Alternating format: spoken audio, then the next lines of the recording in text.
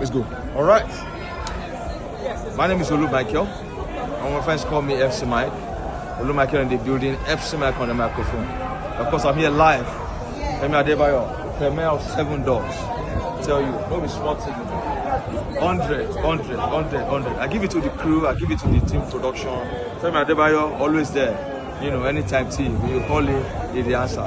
So, sir, tell us, how do you feel about the movie? No, this is excellent. Excellent production, excellent presentation.